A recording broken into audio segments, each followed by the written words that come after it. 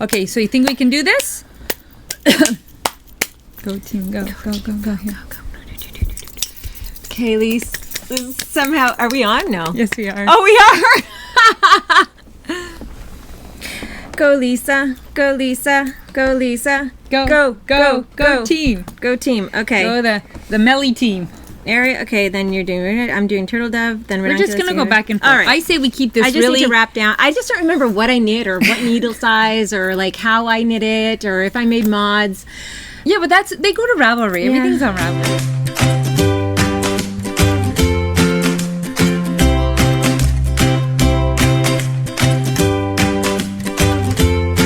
Hi there, welcome to podcast number 21. I'm Lisa. And I'm Melissa. And we're from Espace Tricot, a knit shop here in Montreal, Canada. And we are back after our summer hiatus. Yeah, it's been since June, Lisa. It has, and people have been after us to film a podcast. And we keep saying, yes, it's coming. It's coming, it's coming. And then we delay it. And then we postpone it another week. And then we delay it.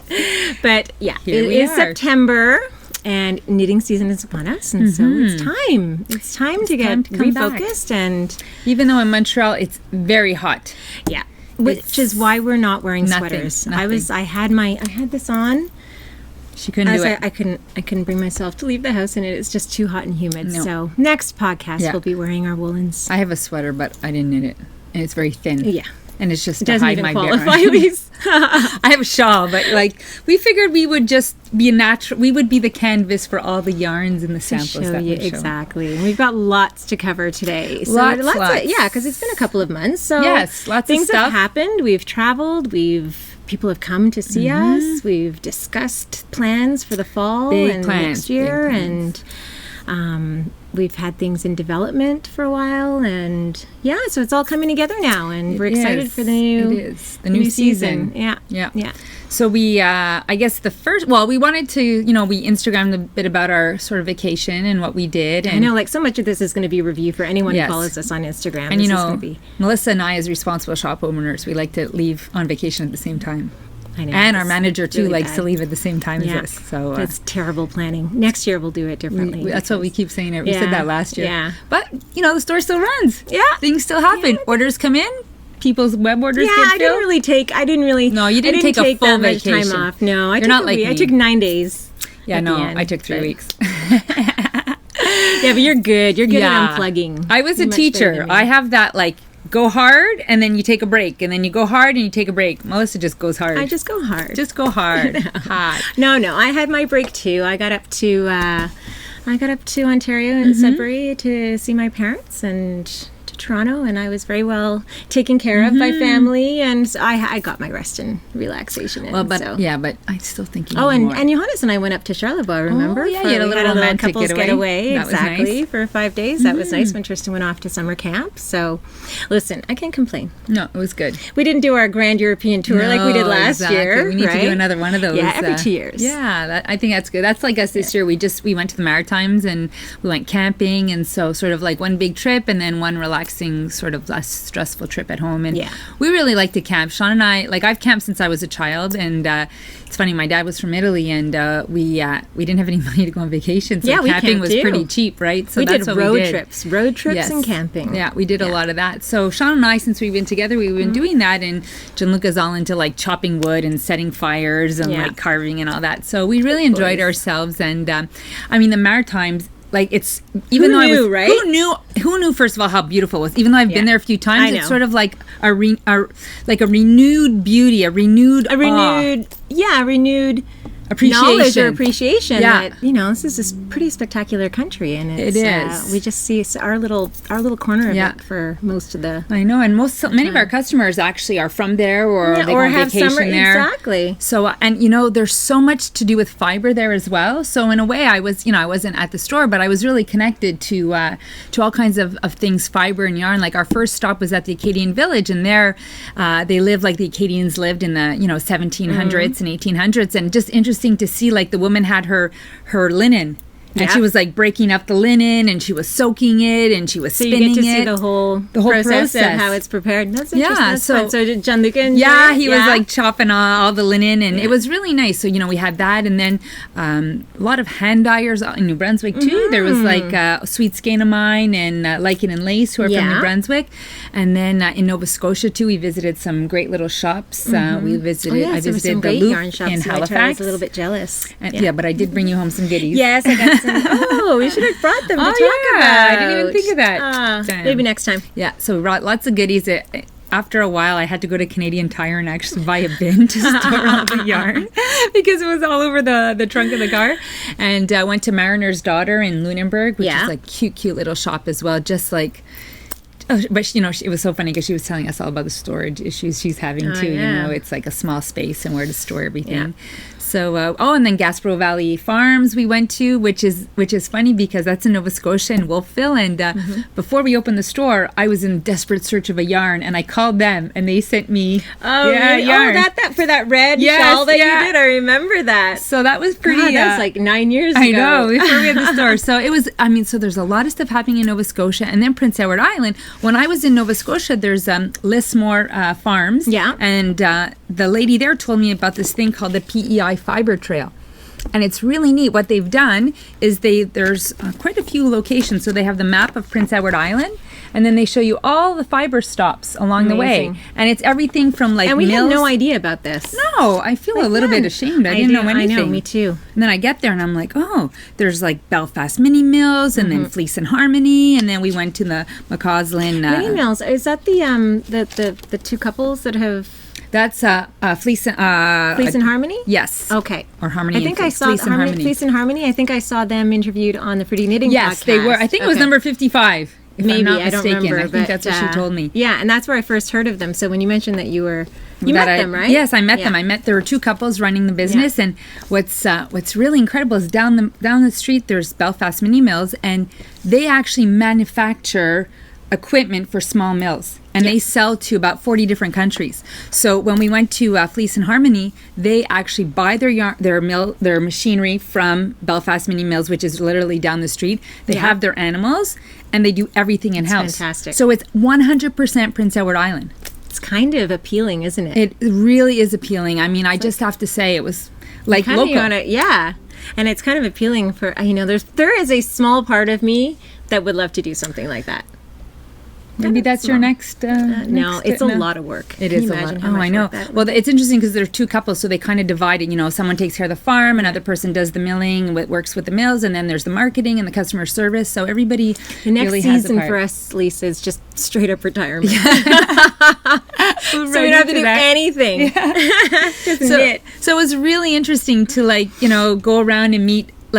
See all these little businesses, and then I Instagram my nice little basket that I made. It was so great that you were doing all these things along the way. It was. So I was pretty proud of myself. I was really in this... So symmetrical, Lise. I know. It's quite impressive. I'm a bit shocked. And I actually did make it. And the lady... I didn't doubt it. No, but it's people might doubt. No, but sometimes you're doing a workshop and then the person does half of it for you. So the lady was great. I did it with Gianluca. So she's like, I know you're a teacher and you want to do it by yourself. She goes, but I'm just going to show you it's like this. Now you continue. You know? So she was really good to let us do it. But I have to say, what this trip did for me was it evoked sort of like a creative energy. I was sketching, I was painting, I was coloring, and it really evoked that creative energy, which is great for our business, right? Yeah, which is nice. It's nice to take that kind of vacation every, on alternate years, because the kind of vacation that we went on last year, when it was very busy. We were sightseeing, we're all over Europe, and you're very much in the moment, but it's not about that, right? You come back kind of more tired than when you left, even though you've had a change of scene. But this one where you're moving at your own pace, where you go every day is where you feel like going, and you're outdoors. And that's what I love about camping is you're really outdoors. You're sleeping outside, you're eating outside, you're knitting outside. Everything is just... There's no television, there's no electronics, and there was an amazing oyster barn right at the entrance of our campsite. And we were right on the beach with an amazing sunset. We were in a provincial park, so I didn't want to come back. No. I have to say, I didn't want to come back. But you know what? going to be cold there soon. Yes. They had an amazing summer too, so that was great with all the warm weather. So all that to say that PEI, Nova Scotia, New Brunswick are add it fantastic to your places. Location list, of fiber enthusiasts. I really highly recommend. Travel. Yes. Very lots of stuff to do. Might have to do that myself. Yeah, I think it's, and Prince Edward Island is small, so you can hit a lot of places. And if us coming down from Montreal through New Brunswick, the only thing I didn't get to was Briggs and Little, because it was closed the day we were passed by, and we're on the highway, and there's a big sign, Briggs and Little, turn left, oldest mill in Canada. I'm like, oh, but you're closed. So that's my only disappointment that I didn't get to see them. But so that was great. And then when we came back, and we had a nice visit from some people. So last week, was it last week? What day is it, Lisa? I don't know. It's like after Labor Day. That's all I know. Okay, it is Tuesday today, and they came on, I want to say Friday. So it was Thursday, August 30th. Okay, good. It was Ann Budd and Cindy Hallam from the Knit. Well, everyone knows Ann Budd. Mm-hmm. Cindy Hallam works with Ann, organizing the Knit for Fun retreats, which happen around North America, I would say, right? And I think they did some in Europe. No? Did they? I don't know. Or maybe not together, but Cindy's done retreats in Europe. Okay. Yeah, but the Knit for Fun retreats, I think, are in North America. Okay. Yeah. So they're sort of in the process of scouting for new locations, and so we had the opportunity to meet with them, and also with Barb and Cynthia of River City Yarns out in Edmonton. They were in for the weekend as well, so we made an evening of it.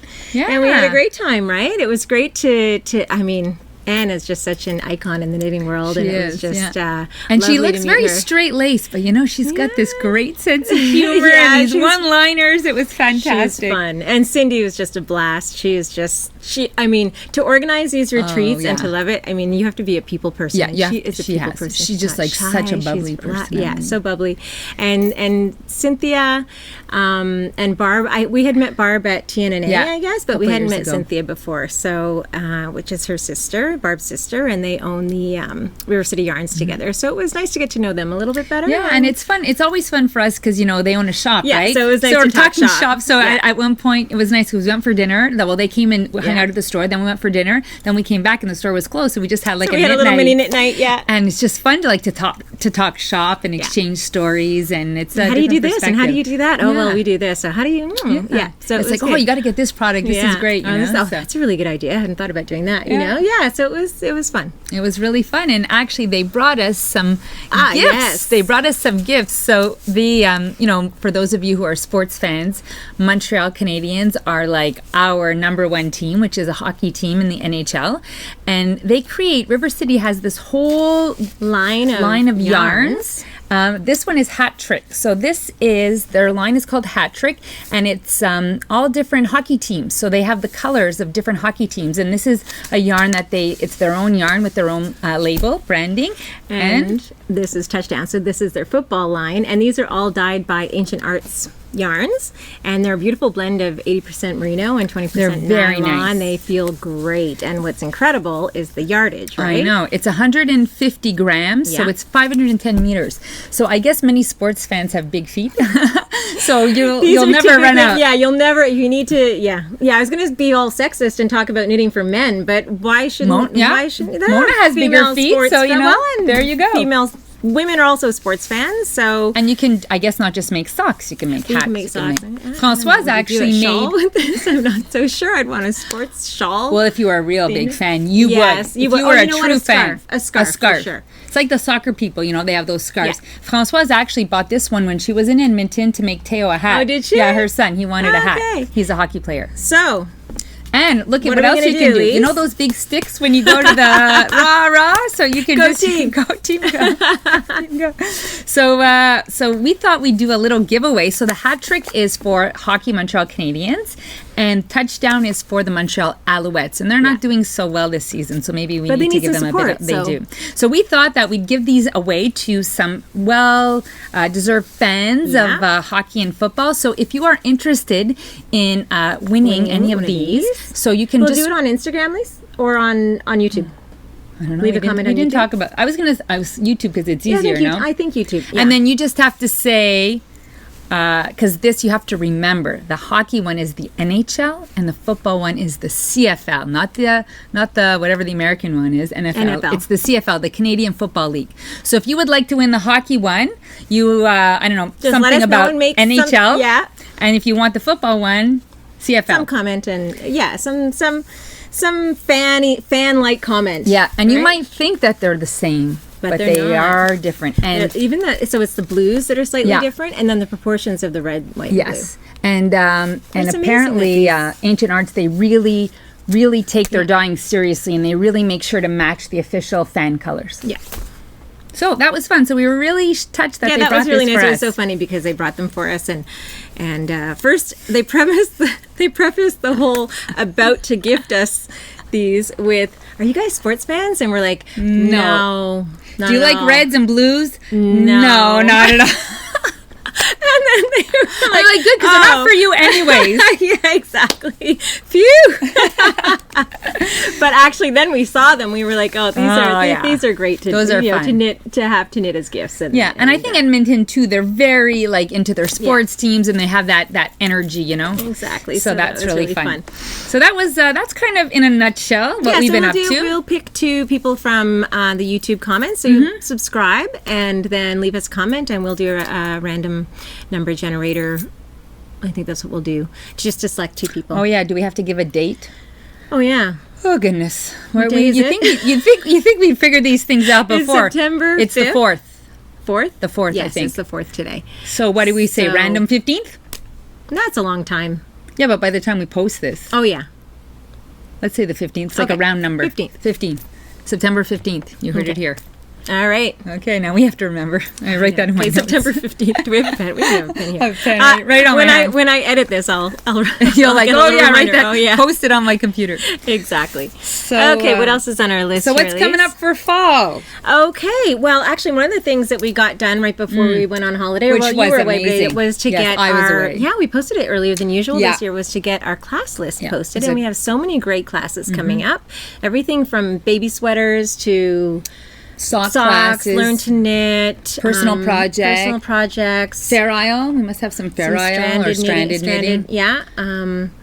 Whole bunch of stuff. Now I can't even remember. But anyway, it's a great it's all online. It's a great class list. It's a pretty full class list, and they're all getting underway in the next week or so. So if you're interested, be sure to call us at the store and register. We don't have an online registration feature on our website for classes yet, but just give us a ring at the store and we will sign you up. Yeah, and obviously it's in-person classes because we're not on the online thing yet.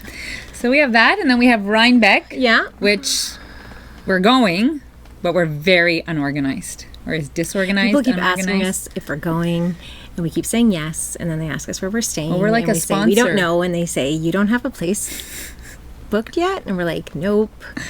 And the number of people that are coming with us keeps shifting, and so then we don't know how big a place we need to rent. And so here it is, September 4th, and Rhinebeck is few weeks away. Sometime in October. Yeah, October after 19th. Canadian Thanksgiving. 19th. And anyway, we don't know where we'll figure it out. Yeah, we'll figure it out. But we're a sponsor, aren't we? Have Indie Untangled. Oh yes, we're sponsoring Indie Untangled this year. So that's it. So we have to go. We might be sleeping in our car. We might be pulling an all-nighter to drive there and drive back. Exactly. However, we will be there, and we're looking forward to it. We will be at the Podcaster Meetup on the Saturday afternoon. We will be at Indie Untangled at 1 o'clock, 1 to 3 on the Friday, and beyond that, I think we don't have too many plans. We're really, we're looking forward to the Podcaster Meetup again. That was a great. I know. Well, last time was a bit surreal because it was our first time, and we were kind of intimidated and didn't know. Exactly. And now we were like deer in headlights. Yeah. Now this year we're like, okay, we have a little more of an idea of what to expect. Maybe we'll be It'll just be fun. We'll be less shy. I'm just looking forward to enjoying it. Because we had these pins, and we're like, should we give the pins? I don't know. Do people want pins? Do they want? Pins? And I'm like, well, let's try. Give the pin. Okay, are they gonna say no? Thank you. And we're like, no, I think people like these things. Let's do it. Anyway, so it'll be fun. Yeah. So that's Rhinebeck, and we have a couple of collaborations as well that we've had up our sleeve for a little while. So we're having a lot of fun right now, knitting up test knitting. I guess we're test knitting our own samples, right? Yeah, or we're knitting the sample. Right. So we have been working with Diana of Paper Tiger or Cake and Vikings on Instagram, Diana Walla, who is a knitwear designer, and she's been living in Montreal for the last year or so and has been working very part-time at the store and teaching classes here. But she is an amazing designer and knows everything about Norwegian yarns and stranded color work, and so we thought it would be fun to develop a little collection with her that was, as novice color workers ourselves, and you know, in light of the fact that we've sort of decided to bring in a lot of new rustic and minimally processed yarns for the next year, we thought it would be nice to develop a collection that was sort of an easy introduction to color work. Yeah. So inspired by kind of our aesthetic, so taking sort of the Norwegian stranded color work tradition, but bringing in our sort of Espace Tricot feel to it, I guess. So and I think that what we can say about that is that it's going to be a lot of neutrals with pops of color. Yeah, that's what we've done. I think we have 5 patterns coming out, and we're going to have like 2 neutrals and a pop of color for each one. So what do we have? We have mittens, we have slippers, we have a hat, we have a poncho, and a tube scarf. Like exactly. In the round. So Lisa just finished knitting the hat. I'm working on the poncho, and Diana's knitting the scarf, and then we'll be rolling those out. We haven't decided if we're going to roll them all out at once or if we'll roll sort of one out a month over the, you know, starting within the next couple of weeks or so, because our Rama yarns are in and our Kelvin Wool and Scout, and a lot of the yarns that we're using in those patterns are already here, so yeah, that'll be fun. It out. Yeah, so it's kind of, I guess, our first sort of big collaboration that we're doing. We're growing up, Melissa. We're growing up. We've actually, we've commissioned somebody to develop a collection with us. And it's nice because we're working with her, you know, so we're back and forth. But it's so funny. The hardest part was obviously choosing the colors. We were sitting around the table and trying to figure out. I think we did a good job. I think we did a good job. I think we stayed true to ourselves, and they're pretty. And then we have a second collaboration with Annie from Knitting It Up, and she's actually she's a hand dyer. She's a local hand dyer, and she's developed 2 bases for us. Yes. So one is a sport weight, and we Leicester. Yeah, so we decided to call it MTL BFL. That's right. MTL for Montreal. And our second one? The second one is a merino cashmere nylon, and it's not a merino cashmere silk? Merino cashmere silk. Yes, okay. I thought not nylon. I wanted to say MCN, but it's MCS. I said, Melissa, you need to say that one because I can never remember the letter.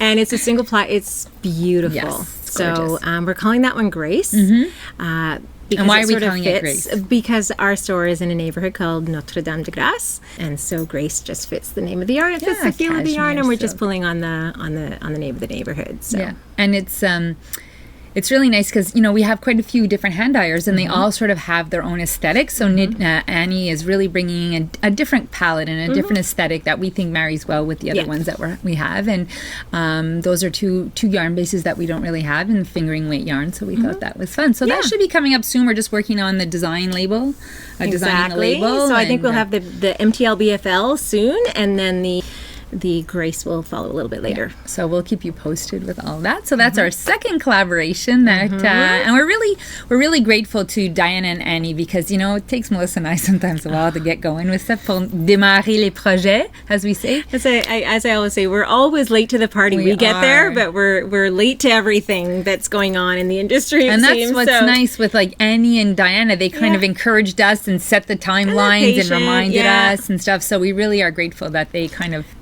nudged us along. When your collaborators send you the contract. And we're like, okay, well, how does this work? They're like, well, normally this is what it is, or, you know. So it's really, so we're really grateful for them. But it's been great to just sort of navigate that whole process and how it works. And to learn about that. Yeah, and they're both so easy to work with. Yeah, they're fantastic. Yeah. And some of you might know Annie from Knitting It Up, her own line, Instagram, her podcast, but also she was the one who moderated when we did a few of our live YouTube knit nights. Oh yes, she was our moderator, so it's great to have her on board. And then continued design work. So we seem to be doing that stuff. Yeah. So we have both been. Well, you did a lot of design work before you left. Yeah. Right. And then your holiday. I worked on my turtle dove sweater, which I guess I had kind of shown a little bit back in June because I think I was in the just developing it Yeah, and you had ripped back. Point. You started ripped back, it. Yeah. You had patience for that one. So that was what I worked on a little bit. And like to me, I'm sorry, that's like a real design, like a sweater. Like that's pretty good. I don't think she's like not harder than the math and all the stuff that you had to figure out for some of yours. I have to say that math, but then once you figured out the math, it repeated. But like a sweater, you got sleeves, you got shaping. It's like a real thing. Yeah, you know? But this is not a heavily shaped sweater. No, it's a sweater. Take the compliment. It's a sweater. Oh, thanks. So it's exciting. I mean, and you have test knitters. It's like a real thing, that was great. And let me just do a shout out to my test knitters who were so game to volunteer to work up both versions of the turtle dove. So I'll talk a little bit about it later, but there are 2 options to finish the turtle dove in terms of the hemline. So I had to get test knitters to knit it in all the sizes and in the different finishes, and I found someone for all of that. So I think I had 15 test knitters, and everyone more or less finished on time and gave me great feedback, and they did a beautiful job without exception. So it was funny to see all their pictures. I know. And I'm like, oh my god, that's like your pattern. So official. I tell you, so grown up for sure. Wow, I have test knitters, Lise. I know. I'm like, oh, you don't have test knitters. No, but it's interesting because I have a sweater design also in the back of the head. But my problem is I like fine yarn, so I have the design, but I just you should just have someone knit it. Yeah, and then have someone else test knitted. No, just commission it like anything else. Yeah, I know, but I just don't know. It's my I know, it's like you it's your sweater, you know. So far we've done all our own knitting for our own designs, So so I have an idea, and it's I think a lot of designers develop when you really hit the big time. Yeah, I think when you hit the big time, because you just don't have time to do all of that. It's not physically possible, I don't think. So anyways, I have a sweater design. Will it come to fruition this year or not? I don't know, but I've done like 5 swatches and 5 yarns.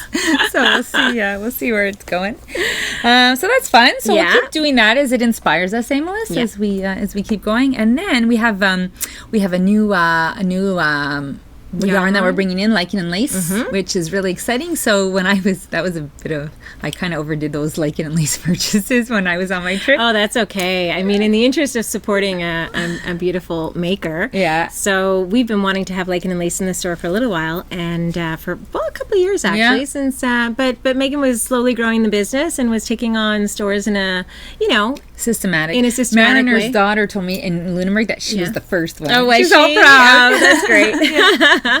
And so we had to wait our turn to get added, but luckily Lisa was able to connect with her a little bit by email at least. Yeah, by email, because we were when I had bought at Loop in Halifax. I bought her 80/20 sock yarn in Orchid, so I bought that. Then at the Mariner's Daughter, I bought the single ply merino, and then I'm like, oh, she has the rustic sport. So I'm like texting Melissa, okay, which colors do you want? Melissa's on the website. The rustic sport is so great. So that was great. And then I went to Cricket Cove. Oh, I forgot about Cricket Cove in New Brunswick at St. Andrews by the Sea. That was a lovely shop as well. And then I bought some of the worsted merino. Nice. So and that's where I bought Sweet Skein. Did I see that?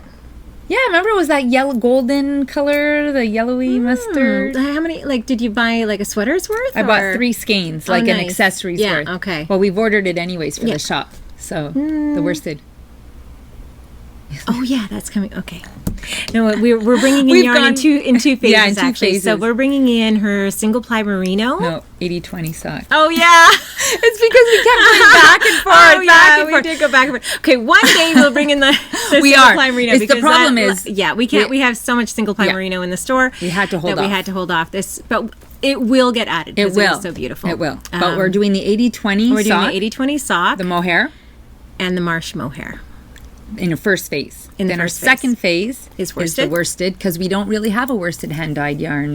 Well, we have the Madeline Tosh, but our stocks are getting low, and so we wanted to try this one. Yeah, and it was really luscious. Nice to get yarns from Canadians as well. Yeah, it's fun. And us, we start with this, and then we had to hold ourselves back because really we wanted to order all of it. The rustic heather, she has another sock yarn. But really, we were finised all of our ordering for the fall, right? So now we're just adding.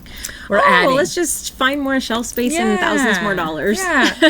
So we're going to start with that, and then I'm sure, if Megan has the ability to provide, us with more yarn, then we're going to go that. So we're really excited. And she's from Sackville, so that's a nice little town in New Brunswick. So we're happy to be bringing that in. And then I guess we've talked about the focus. Yeah, we kind of alluded to that. And we talked about that. I think we talked about that sort of a little bit after Edinburgh Yarn Festival last year, and then over the podcast that we had towards the end of the spring going into the summer, and how we just fell in love with rustic yarns and wanted to bring more of that into our space here at the store. We had a lot of merino. We had a lot. I mean, everything: alpaca, merino, and hand-dyed, and straight up wool as well. But we really wanted to feature some more of those for the stranded color work. That kind of yarn where you have like all the different colors and your neutrals and then all the pops. So we really wanted to bring in those yarns, and we have. So we have from Norway. We have the Rama yarns. So we have the Finul garn, which is a fingering weight. We have the lamb's wool on its way. It should be here any day, which is like a heavy lace weight. A heavy lace weight, yeah. And then we've got the 3-ply Tricot garn knitting yarn, which is a DK. And they're all 100% Norwegian wool. And then we brought in the Kelburn woolens, which is sort of a 20 to 22, which I guess we don't have any samples to talk about this. No, because this is part of our super secret knitting for our design collection. Yeah, that's true. Scout is from Kelburn woolens, and it's 100% really wool. It's got a beautiful twist on it. So we'll be talking a lot about these more as we get through our project goes on. Exactly. And it's interesting because we were putting this sort of all under the rustic category, but they do all have a different feel, and a different handle, and I find different, uses for different projects, So the Scout is one that's really we're excited about. And there's no superwash here. No, right? That's for sure. So, and also, we'll talk honestly about how these yarns feel as we talk about them in the context of our projects, because they're not going to be for everyone. They are not cashmere, they're not merino, they're not they're rougher, but they're not, but we find them still very, very comfortable.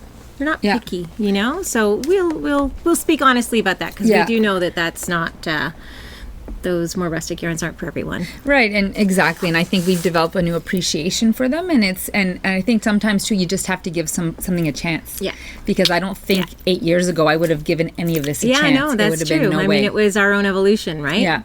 So, and then to understand the properties and how the benefits of the yarn. So that's pretty fun. And it doesn't change how we feel about those superwash merinos, the hand-dyed yarns. Those, I just think there's a place for everything. And if you're a knitter, every project is going to call for something different, right? Yeah, and it's true. And especially now that we've got into some designing, right, Melissa? It's like we'll swatch because we think this is the best yarn for our project. Then we'll be like, no, this is not quite right. Yeah. And I think it's another way to express your creativity with your knitting. Take a project that's been done with hand-dyed yarns and use something rustic, and vice versa, just to mix it up a little bit, or mix the yarns together in a project. Yeah, which you did with your Gateway to Rustic. So I think it's fun. It's sort of, because if you just keep repeating the same thing, sometimes it can be like, you get into a little rut, So this is a way of moving us forward and also opening us to new possibilities. And we also have the Garthenor. So we don't have a sample yet in this, but the Garthenor.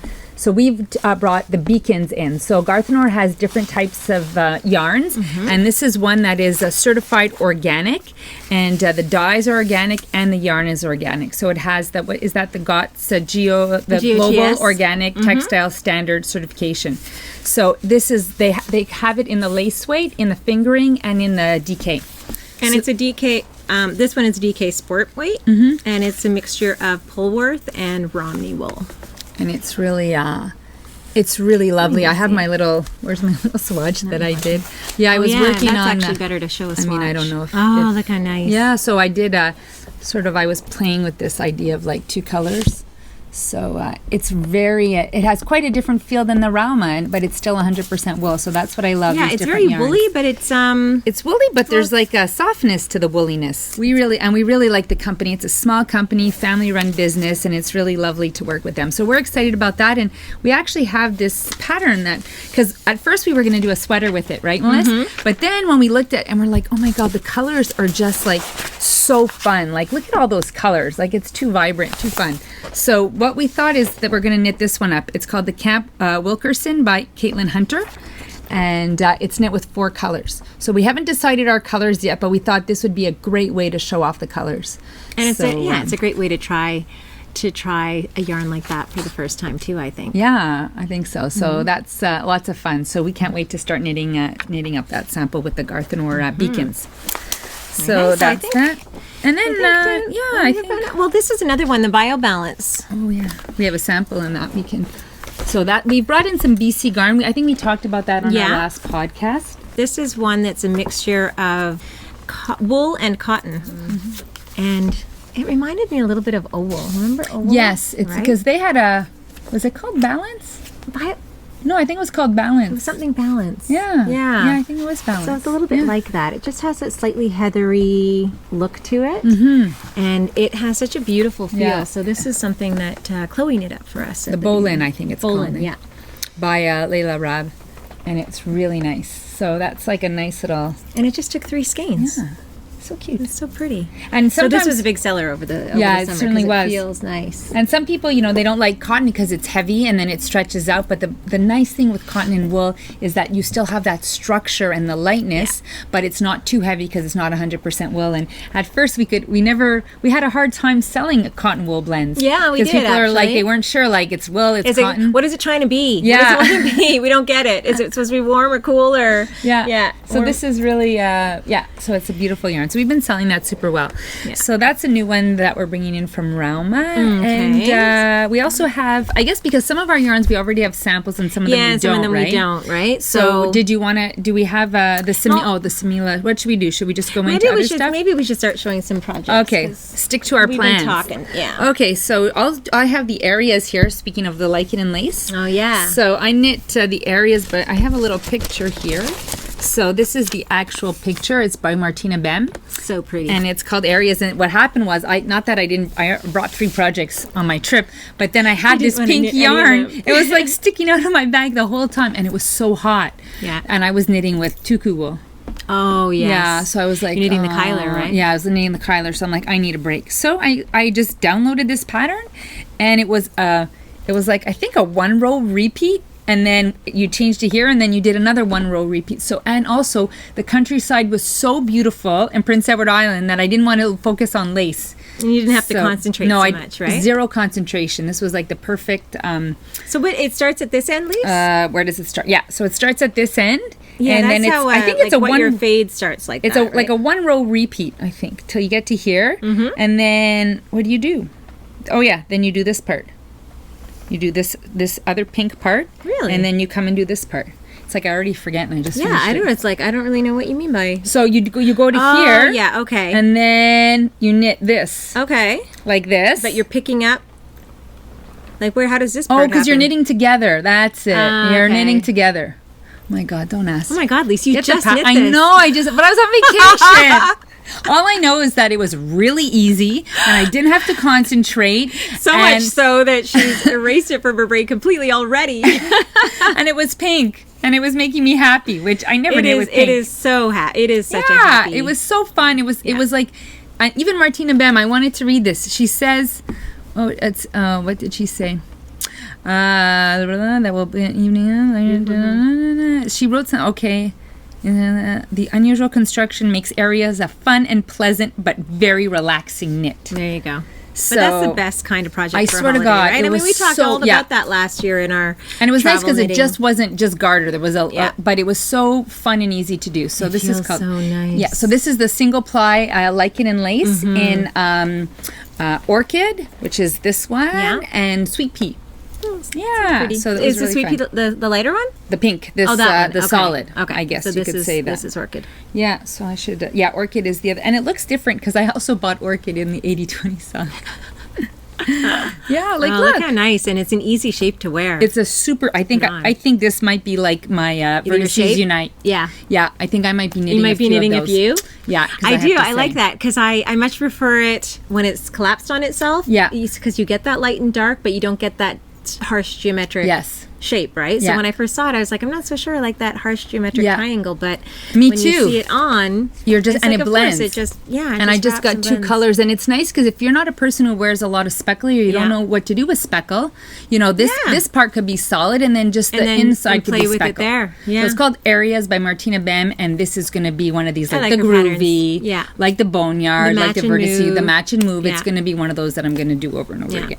Oh yeah, you were listing the ones you were doing over. It was the match and move was mine. That was one I did. I love that one. Yeah, and it's a beautiful, like I said, beautiful single ply yarn by it feels delicious. Divine. Can't wait till it gets a little colder. Okay, so what about you, Melissa? Okay, maybe I'll talk about my ranunculus. Yep. Okay. I got tons of love on Instagram. I did, yeah, it's amazing. Look at that color. So this is the ranunculus that I knit. It's my second time knitting this sweater by Midori Hirose, and I hope that's how you pronounce her name. And the first time I did it, I used a Madelinetosh Prairie stranded with Silk Cloud. I can find it quickly. And I didn't really do a gauge swatch when I started, so I think I just used the needles that the pattern called for, which were 6mm. But the gauge that this pattern needs to be is 14 stitches to get this size. And is it there? It was. Oh yeah, it's right here. And anyway, when I realized that I was off gauge for that one, I went ahead and finished it anyway, and I loved it and I wore it, but it just wasn't as boxy and roomy as I liked. Here, do you want me to hold this up? It has been stretched out quite a bit, actually. Yeah, well, because it's on the hanger, which is not what you're supposed to do, but that's what I do. Anyway, so this is the Prairie with the Silk Cloud, which I loved, and I wore, but I really wanted one that was, so let's just see if we can compare sizes. This one's just much wider. Yeah, and a little bit longer too. And maybe a little bit longer, yeah. So, anyway, all that to say that when I decided to cast it on again, I really swatched, and it turned out, as a tight knitter, I actually needed an 8mm needle to get the 14 stitch gauge that is called for. And this time I wanted to incorporate one of our rustic wools, so I stranded the Tuku wool with which is a very rustic fingering to sport weight. I guess I would call it almost a sport weight, at least, the Tuku. Yeah, you could go for that, you know. Here, it's called Tuku fingering. Yeah. But I stranded with the Silk Cloud, and I'm trying to think if I made any mods to this at all. I think what I did was I just knit to the length I wanted. I kept trying it on. I don't think I paid much attention to how many inches to knit before starting my ribbing in terms of what the pattern specified. I just knit to the length I liked, and then I did my ribbing, and my ribbing is shorter than what's called for in the pattern. Yeah, because the other one is longer, I noticed in the exactly. And then I also I wanted really long sleeves. So these sleeves are great. They come down to like middle of my palm or hand or whatever. So it just feels super cozy, really pretty. I love the way the sleeves are finished actually with an I-cord.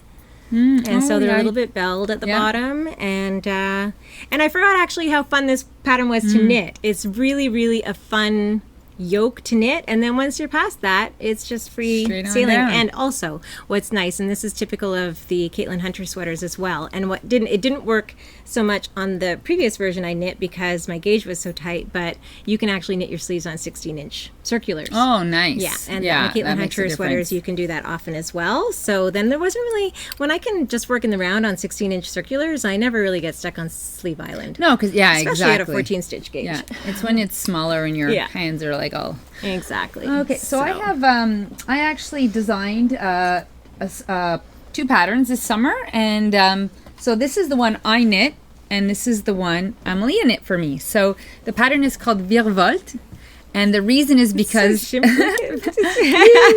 bohemian. The thing with Virevolte means it's like kind of you do an about turn, you go one way and then you go another way, because this was actually supposed to be a parallelogram, so it's supposed to do a triangle and then pick up the stitches and then do another triangle, and then I got bored. Oh yeah, that's right. So I said, okay, it's just gonna be a triangle. I'm gonna go put some lace on it. So then I did some eyelets. Yeah. And then halfway through I got bored, so I went the other direction. So the eyelets were going there, and then I went the other direction. I just think that's great, and that is how design is born. And then you decided to put a fringe on it. Yeah, and then I'm like, okay, I'm gonna put a fringe fringe on it. And then after I did mine, so this is what was that? Yeah, because you got this at Edinburgh Yarn Festival, right? So this is Blacker BFL, which I love, but we just can't. There's such demand for the Blacker yarns that we're on a list, but we can't carry it yet.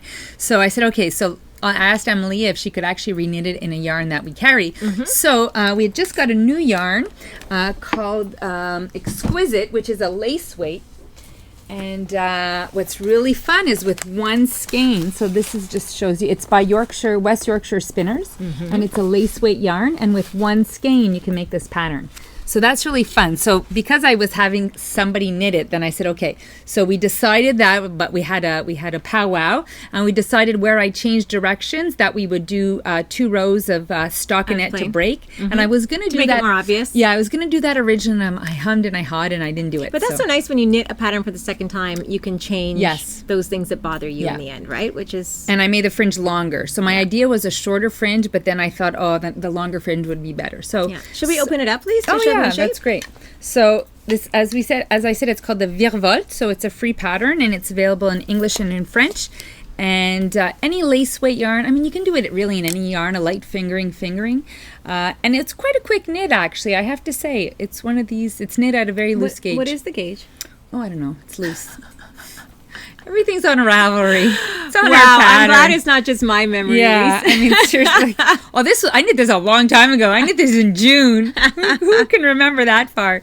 So it was really fun, and if you've never done lace, it's a really easy introduction to lace. So that's pretty. Yeah, Virevolte. I've actually seen there's some really nice ones on Ravelry now. That's so exciting when we start seeing people knitting your work, your things that came out of your head. Yep. So where are you at, Melissa? Oh. It's my turn already. Your turn, madame. Okay, well, maybe I'll talk about my design. Your design. So I worked on, I think in June, I had sort of had a prototype for this pattern in development. It was in a dark sort of aubergine purple. It's a pattern that I was developing in the Woolfolk Luft. You don't have it. Do we have that color? Is that the color right there? It's this one. Oh, okay. Nice. Such a nice color. Yeah. It's like purplish. Yeah, I think this is L9. No, yeah, L9. And it was beautiful. And I had tried a couple of different versions. What's the matter? Your split hem picture. I wanted you to not forget. Yeah, so this was sort of the original. Well, okay, so first I'll tell you the story, Lise. See, all these stories behind our stuff. Exactly. So I started it, and I had a particular rate of increase that I had decided to do for the sleeves and the body, and then I did the split hem, and so when it was finished, I liked the sweater, but there were too many things that I wanted to change about it. So my favorite part of it was the split hem, but I felt the neck was a little too short, and it didn't have short row shaping at the back of the neck, so it kind of gaped a little bit there. And then the rate of increase was too... something with the sleeves. Yeah, the rate of increase was too much on the sleeves, so they were just too bulky. And so I decided to reknit the whole thing and to change all the... I remember coming in and asking Mona, and I said, it's just, should I put the pattern out like this? Or she goes, if there are that many things that bother you about it. I'm like, but it's so much work. And she said, well, that's what being a designer is. We're not real designers. It's like when you're having a baby and you're like, do I have to do, how much longer do I have to do this? It's got to come out. Anyway, so I decided to just bite the bullet and cast it on and make so all of the changes I did. I made all the changes that I wanted to make. And then because I had already done the split hem version for the original one, I decided to do just a rolled hem on this one because I wanted it to be a super simple sweater that almost anyone could cast on with, you need 2 size needles, 6 millimeter, 7 millimeter. The 6 millimeter is for your neck and cuffs, and if you decide to do the split hem. But otherwise, it's cast on at the neck, and it's done all the way down. There's no seaming. It's a 14-stitch gauge, so there's no seaming at all. You'll put your sleeves on hold here, finish your body, and then come back and just finish your sleeves, add your cuff, and you're done. So there literally is no seaming to this sweater whatsoever.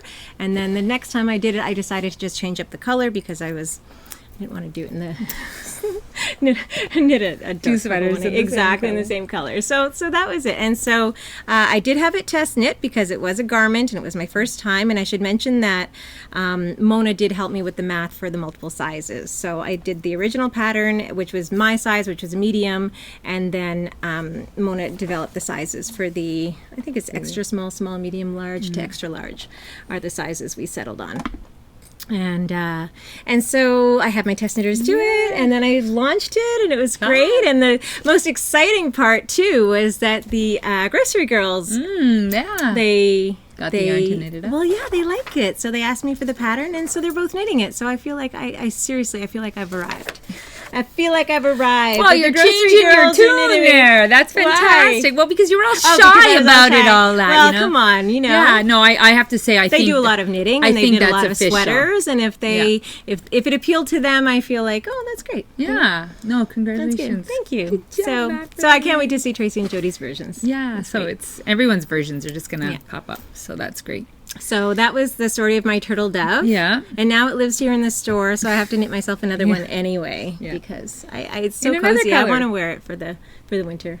Yeah, I'm thinking, it's me, so I think my next version will be the black. Yes, of course. I mean, but it's black, but there's white in there. So you guys, this sweater is actually knit with Woolfolk Luft, which I haven't really talked about on this episode, but it's a blown yarn, and it is their extremely soft Ovis 21 merino, and it's blown into sort of a cotton chainette core, I guess. And or I say blown, I'm not even sure how they do it, but you can kind of see the Marley effect of those two fibers. So when it's knit up, you just have that sort of light dark feel, and it is so extremely soft. And what's nice about this construction is it's very light. So this sweater is, I think it's 8 skeins, for example, in the medium, but it weighs nothing. Yeah.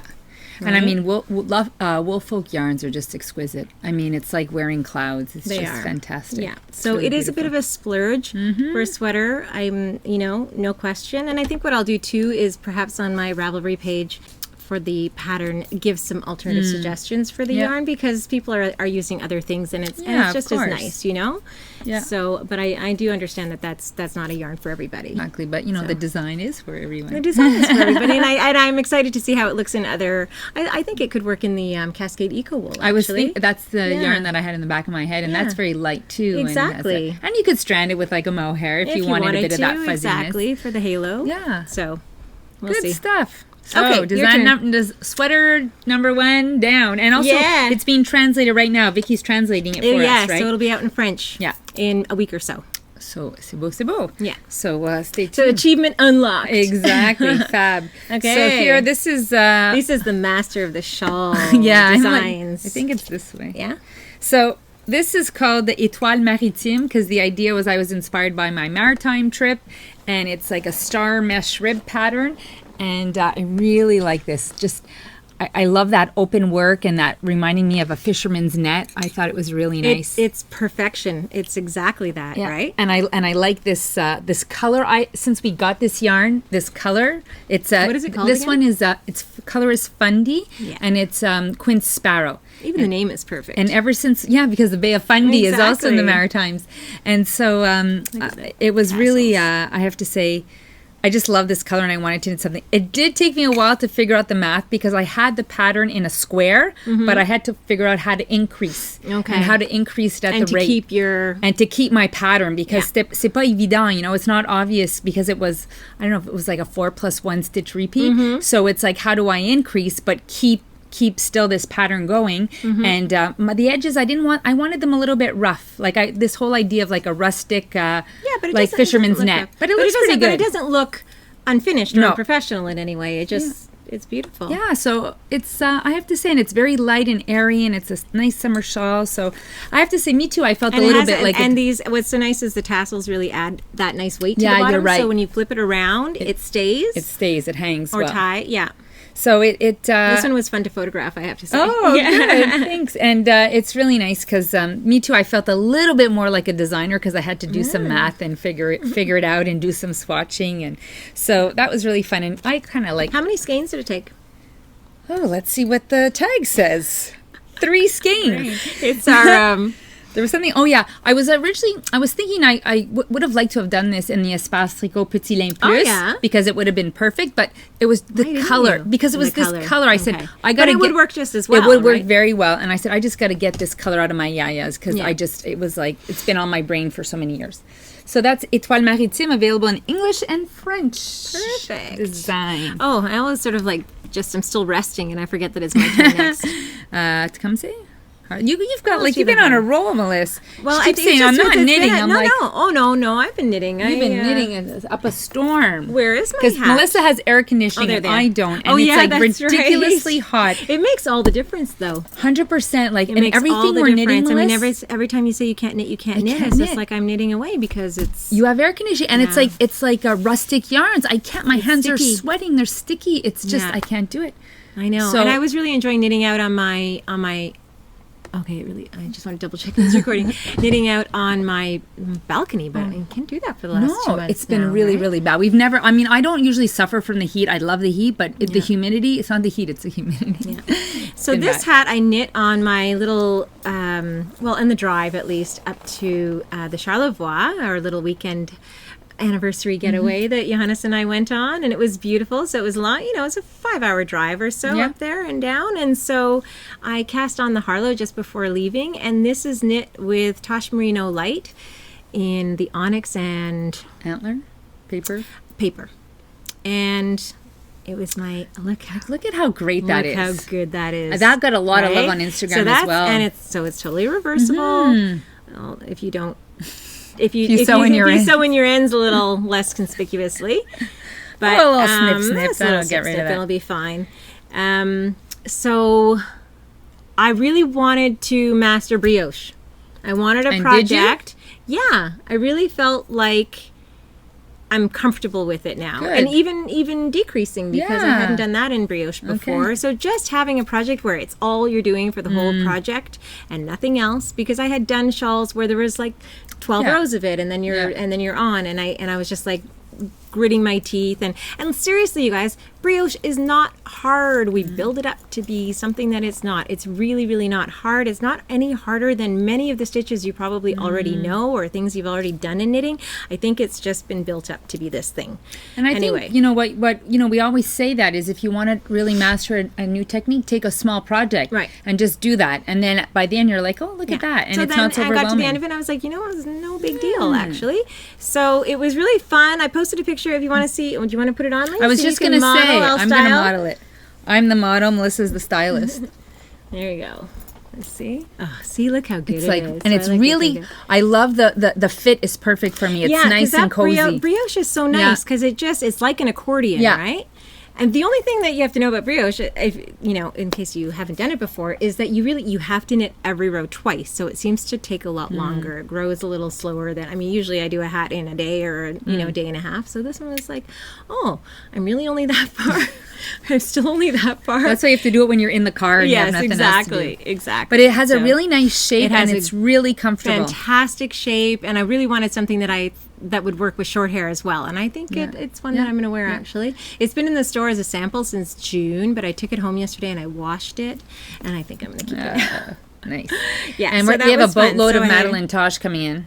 Oh, yes. And actually, we got this new halo glitter. Yeah. So if you wanted to add some glitter to that, nameless. So it's Madeline Tosh Hollow Glitter. So it's 8% stellina or 2% stellina and something else, and mostly merino. So it's the Tosh Merino Light with the hollow glitter. And the hollow glitter is not specifically silver. It's not specifically gold. It kind of takes on the color of the yarn a little bit. It looks vaguely tinsely, I guess, right? It's pretty cool. That would be kind of fun. Cool, actually. Add a little sparkle. So we've just brought in a limited number of colors in this, just to test it out. We've got 20 colors. I said on Instagram this morning, it's mostly an understated palette. Lots of grays and soft colors like this, and then a few pops. But we've got a boatload of. We've got thousands and thousands of dollars worth of Madeline Tosh coming. It's a tried and true staple. Exactly. So you can do fun colors with your hat. You can do fun colors. So there's always this. Not the old boring Madame black and white. This is typical Melissa, right? But it's an Andrea Mowry pattern. I don't know if I mentioned, and it's called Harlow, and I highly recommend it. I recommend it if you like brioche, and I also recommend it if you want to learn how to knit brioche, for sure. Anyway, this is one of the classes we're one of the classes teaching. for brioche. Yeah, so if you're local and you want to take a class, and go for it. You want some hand holding, some support, then go for it. That's a good one to take. Yeah. So because they were out of stock for quite a while, so I just is this the two colors, or do we have? No, we have like a blue. Delft, we have lavender. We have the lavender. Oh, and we have a eucalyptus. Like we chose like really I have nice lavender. I have Wisp, which is the original. Yeah, that's Wisp. Yeah. We have eucalyptus, and then we have this blue. So the European road trip shawl, it's one of these like super easy basic patterns, but it's a great shawl to knit on a road trip. This is such a pretty color. This is done with silk, which is a cashmere linen blend by Jade Sapphire. So those this kids is have the been Wisp restocked. color. That's that one, right? Yeah, it's like a very, very tiny bluish tinge to it. Very good. Very pretty. Just wanted to say, and then we got kits for the 2nd Avenue, but they sold out. We made 10 kits, and they were sold out instantly. How long do you think it'll take until we have kits again? It might maybe a month. Okay, so maybe 3 weeks, a month. So we're gonna make kits again for these colorways. It's a mixture of Julie Asselin Fino, Artful Belle, and Manos Fino. Maybe we should ask people if they're interested and would like one to let us know, and we can put them on a waiting list. That way we know how many kits at least in advance to make. Yeah. So in anything like that, it's always best to email the store because the comment could get lost on YouTube. Yeah. So info@espacetricot.com. And if you'd like us, we can put you on a waiting list to get that. But if not, you can use any colors. I mean, it's a beautiful shawl, and it's really fun. Amy Miller? Easy. Amy Miller, exactly, called the 2nd Avenue. So those are the kits, and then you had 2 hats, madame. 2 more hats. That was 2 more? Oh, yeah. Oh, I am on her. I know. She's like... this one, okay, so this one you might have just seen on Instagram because I started it on Sunday, and I finished yesterday afternoon. And it was... Oh, I don't have a picture of the original pattern, do I? Anyway, it is called the Magnolia hat. So many of you might be familiar with the Magnolia sweater, which was a pattern that was featured in Lina magazine, I think number 5. Mm-hmm. And it's just a beautiful lace with, you can't really see them on this yarn, but it has some nups. Very, very simple, and it's around the bottom of a sweater. So when I saw the Magnolia hat the other day, last week on Ravelry, I just fell in love with it. Mm. And I think it was the way it was styled and just the colors they used and everything. So it's like, God, I have to cast that on. So, of course, being me, I couldn't just cast it on in the yarn. I had to add the strand of silk cloud, right? So I knit it in... Good thing you own a yarn shop, Melissa. Right. Oh, did I lose a skein of my... Oh, no, here. So I used a skein of phenol garn, Rauma phenol garn, which is a heavy fingering weight yarn. Yeah, which is one of our new Norwegian yarns, along with a skein of silk cloud. So I just brought these ones up. So this is the color I used. I think it was. I think we should Bordeaux. buy shares in silk cloud, right? So I used Bordeaux in the silk cloud color and burgundy. I can't remember the color number, but I know it's on our website as burgundy in the phenol garn. And I just pulled a couple of other options I thought would be really pretty. This is gray and gray. Fog, yeah, and color 405 in the phenol garn. Come on, that's pretty. And then this was the other one that I almost did it originally in this one. I'm just laughing because everything is so predictable. I know, that's why I had to do the red. But even then, I was like, oh my God, I actually knew without a lot. Look how original. Oh no, I caught my. Oy. You got there. Okay. No, I pulled it. Oh well. Here, anyway, and this is color 486. Oh, it's so good, that color. I might have to do this anyway. Maybe I'll make this one a store sample for a while, and then I justify to knitting another one. Here, do you want to model this one? I was going to say yes. I'm out. It's the only modeling career I'll ever have. Oh, see, this is modeling so for too. Melissa. Oh, matches my glasses. There you go. This is nice, a nice too. shape. Yeah. Right? I like the ones that are sort of, they have a little bit of a point, but they're slouchy. Yeah. So you not too hipster. Just a little bit. Turn to the side a little bit. Yeah. Oh, this side or this side? Yeah, it doesn't matter. Yeah. So anyway, it just has like a beautiful shape. I'm a tight knitter, so I didn't swatch. I just automatically went up half a needle size. So I went up to a 4.5 millimeter needle. Pattern calls for, it's a 20 stitch gauge, so I did it on 4.5, and then I was worried that it was getting a little bit, I seemed to be longer than the pattern was calling for, and I thought, maybe I did the adult large, and I was worried that it was going to be too wide. So around row 34 or something around here, I switched to the 4mm. So I thought it would be okay to have that ribbing a little bit snugger. Yeah, anyway, it does feel good. Hats always stretch out. It feels good. Yeah, right? it's a good size. I think you made a wise decision. And I think the adult large says 9mm in terms of 9-inch height. I think I just measured mine and it's 10 inches tall actually. So and I like it. I think like a good point is, sort of the more you knit, the more you understand yourself, and you're like, oh yeah, as you're going through something, I'm going to change it, and we don't always like want to redo stuff, so we can like kind of we change it on the go. On the go, design on the go. So I think that's great. The more you knit, the more you understand yourself and what you need to do. So I have a hat too, but I'm not allowed to show it. Oh yeah, so that's the one that we're doing. There we go. Yeah. Just saying, just so you think that just so you know I'm knitting. Okay, so the last one I have to talk about, I guess, is my.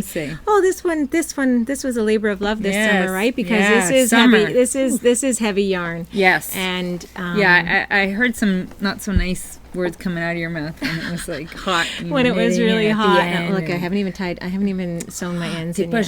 Shy. I'm not shy. I'm not showing the inside.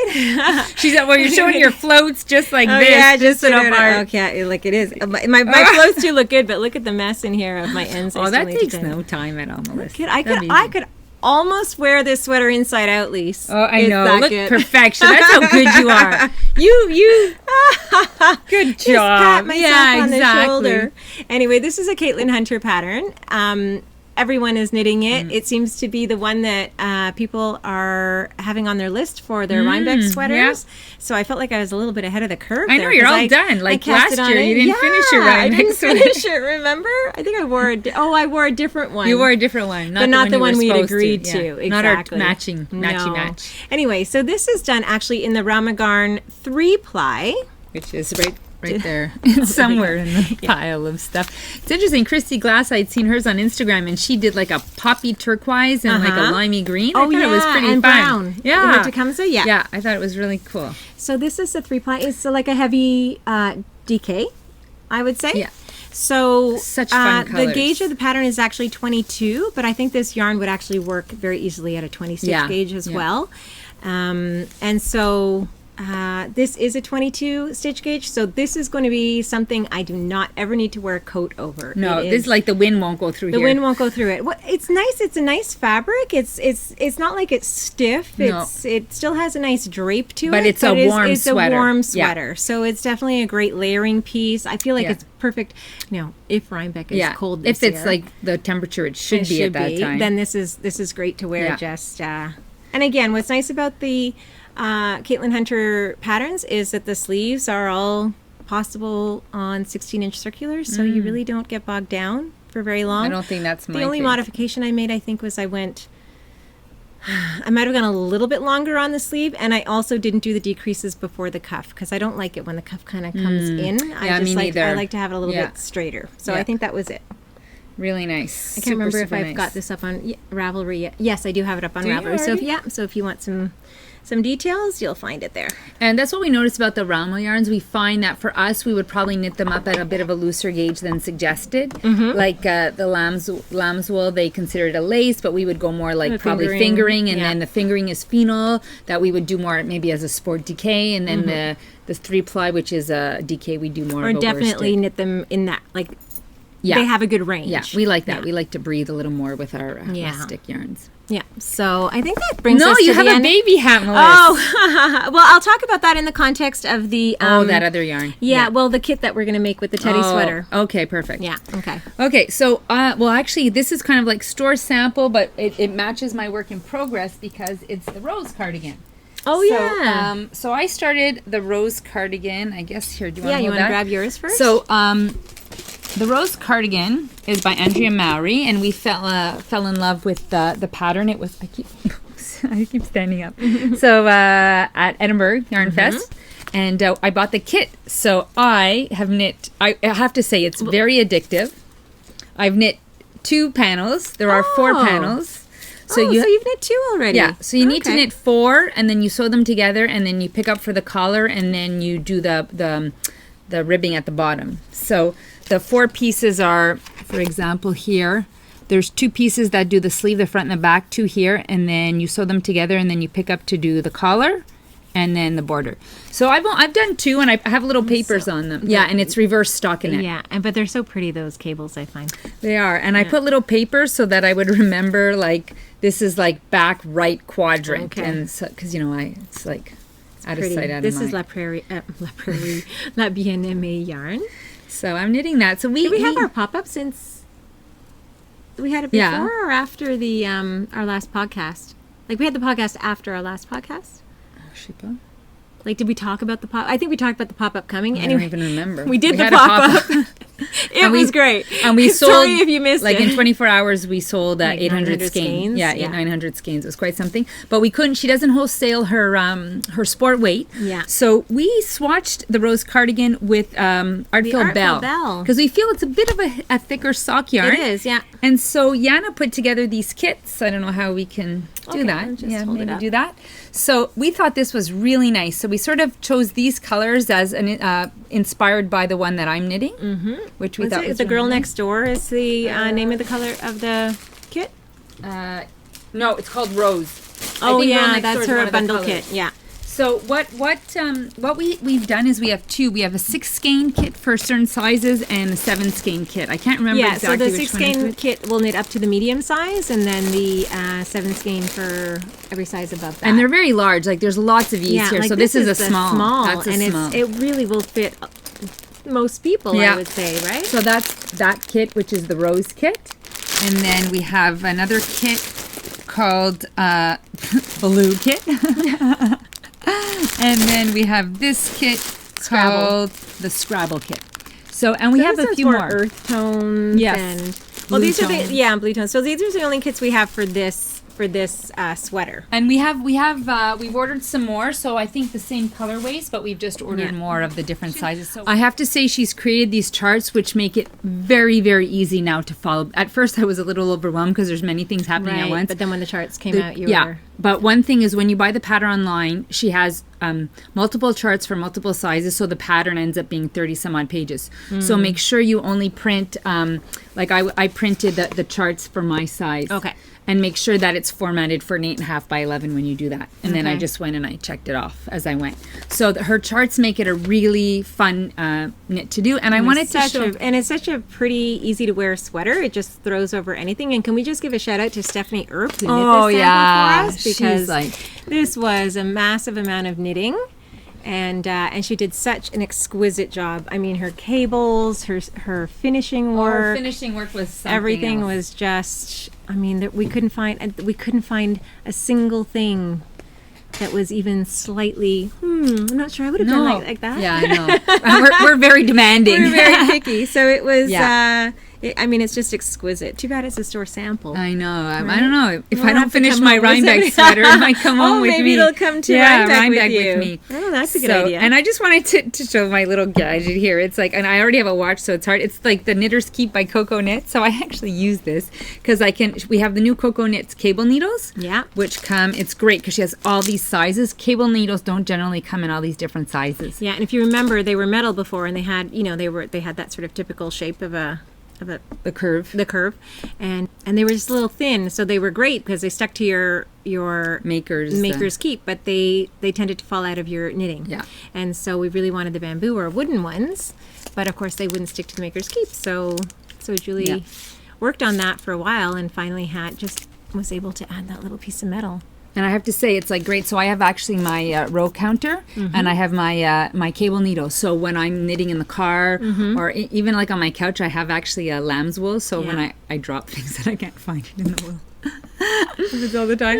So it's there. So just a little gadget that I use that I find super practical. It's such a good color, that one you have too. Oh yeah, very original. I love it. Normally I'd go for gray, but I'm like, a little pop of color won't hurt anyone. Good. Yeah. Good pop. So that's one of my in progress patterns. Okay. And how about you, Melissa? I have to look at the list. I actually don't have very much in progress. I see, because you were a finisher. Yeah, I don't have very much in progress at all. I have my boho blush, which has been on the needles since we were podcasting in June. I love it, but I've just made a mistake. I don't have the right number of stitches on my to finish my row properly, so I just slipped the stitches so I could at least show it. But I'm knitting it with the Lezu fingering. No, wait a minute. Fino. It's like, there's no lazy fingering. I'm like, I just ordered that color in Fino. I hope I didn't order the wrong one. Fino. Juliette Fino in the Adelaide colorway.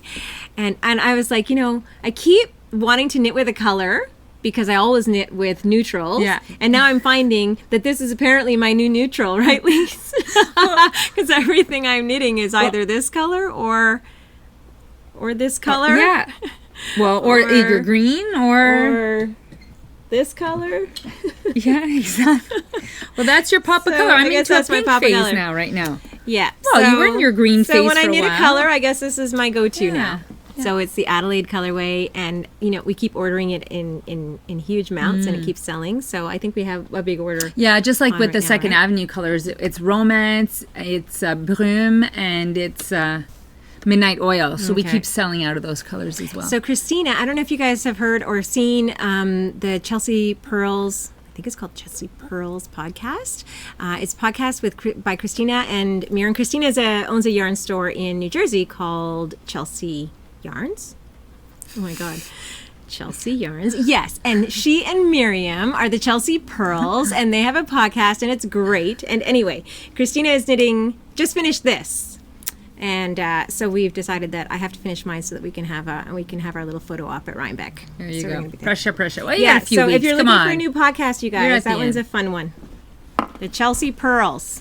Good. Well, you know what? To play off your color, I'm sort of in that color as well because I'm doing the Kyler. Okay. I have to say, oh my God, it's like, if you guys could see what's going on back here, it is a disaster. It is a hot mess. So this is the Kyler. You want to show the photo? Yeah. So Isabel Kramer, and it was originally done in Garthenor. You were knitting this on your little anniversary getaway. Lise. Yes, I was. So it was done in Garthenor Ronas yarn. We saw it at Edinburgh Yarn Festival, right? And so I actually bought the yarn for it, but we can't carry. Well, not that we can't carry, but we chose to order the beacons instead. So I'm like, I'm gonna knit another thing that we don't carry, and I'm gonna feel guilty. And it was gray. Yeah. I like gray, but like Melissa, I was needing a little bit of color. So, and I didn't block mine. So Melissa always shows her things nice and blocked, but moi, I block at the end because I don't know, superstitious. You like that big reveal. I like the wow. Look, who knew she could knit like that? Like, for example, did you know the sex of your baby before? No. See? And I did. There you go. I didn't even do an ultrasound, so there was no way to know. So here's the Kyler. Whoops. So what is very unique about this, it's a lace pattern. And then, so you do you start at that corner, and you do lace all the way, you do the pattern all the way to here, then you put a marker, and now you continue your panel, it's going to be the same size, but then this is stockinette. And so you increase in the stockinette. You're almost done this, aren't you? Well, I was kind of thinking I didn't know you were this far away. Yeah, I was kind of thinking that. But it was like, I have 28 repeats to go.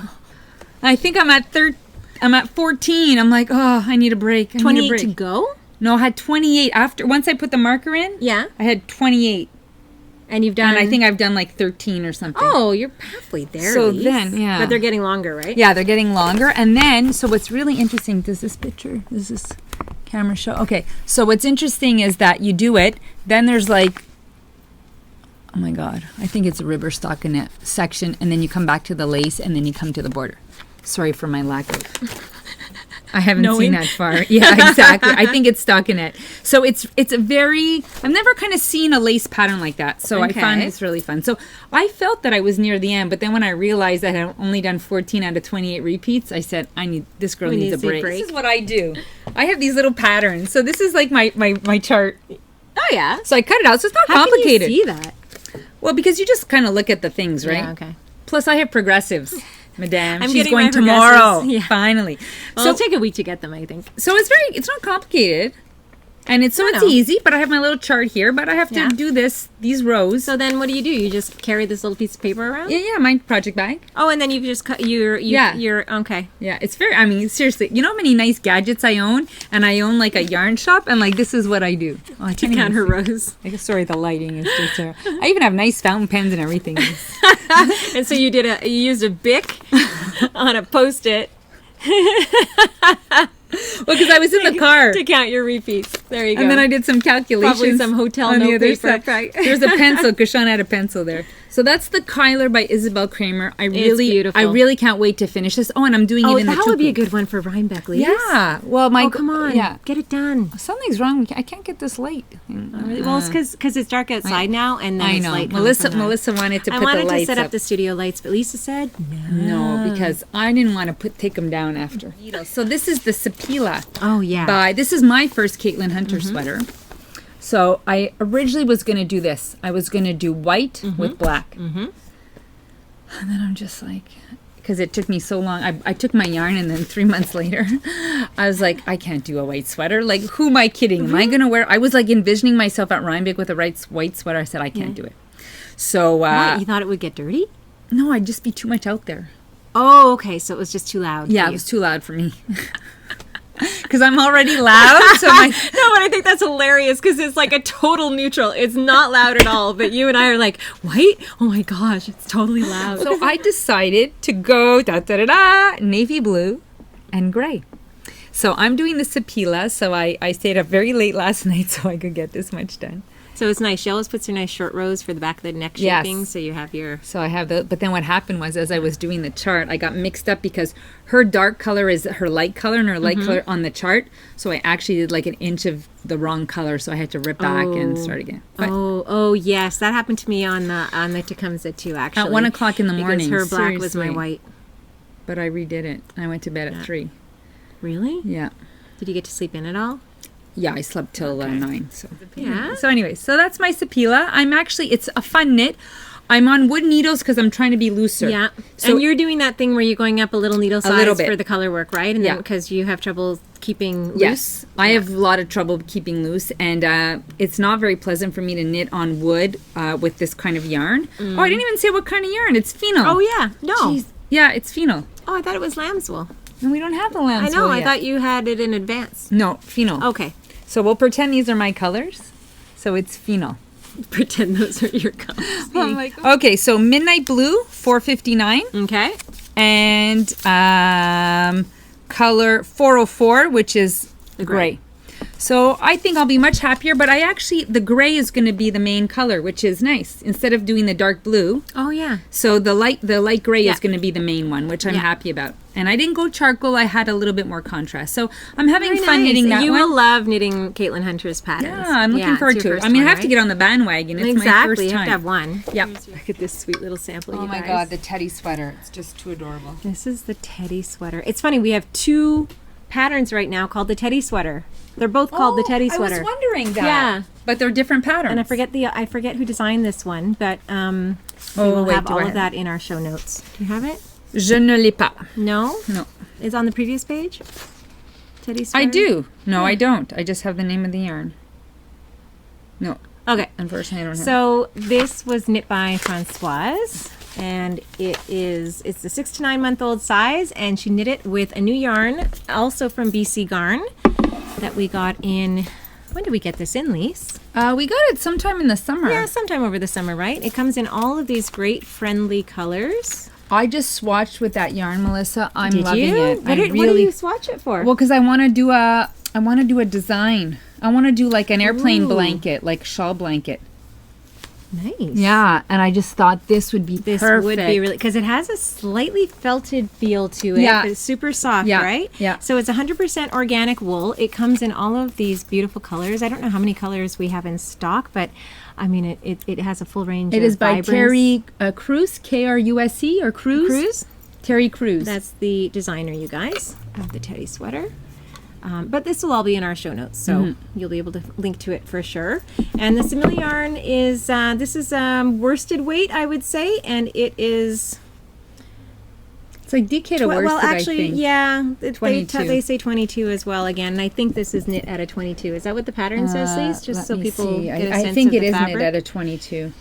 Yeah, it's knit at a 22. Okay, so this is how it's going to feel at a 22. I think you probably wouldn't want to go very much looser than this. It's this very is nice my at a 22. What's I that think at? this mine is I don't know, I didn't measure it, but I think mine's a bit looser. Yeah, that's a little bit looser. So, not that you guys can tell. I think it could be looking, 20. but- I didn't measure it yet. That's really nice too. Yeah, actually. That feels I gorgeous. know. That's what I'm gonna do. My little sweater, airplane sweater thing. But I'm waiting for charcoal gray to come in. Il y a des limites avec couleur. Totally predictable. Oui, il y a des limites. Anyway, we have a whole. I somehow only have these 3 colors here, because the rest fell on the floor. Oh, is that what happened? Okay. I don't know if I mentioned it's 100% organic wool. It's from BC Garn. Get it while it's hot. And yeah, lots of fun kid colors too. And are we making kits for that sweater? No. Okay. Should we?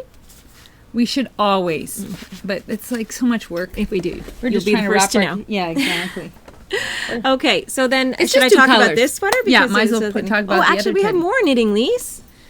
Oh my God, it's nonstop. We're never going to get out of here, Melissa. Okay, we'll be fast with these ones. Okay, so this is the little one. Oh, so cute. This is by Petite Knit. Yeah, this is by Petite Knit. So if you guys might be, some of you might be familiar with the No Frills sweater by Petite Knits. This is almost identical. Oh my God. But it's for babies. So look at that. So you can have like 6 to 9 month old size. Cute. You could have like a whole animal thing. Teddy. We're really into the teddies lately. Seriously. So this we knit up with the Cash Soft Baby from Lang. So it's 50% merino and 50% recycled cashmere. Did you strand that with mohair? Yeah. But you know what? The pattern, I actually didn't knit this. Amelia knit this.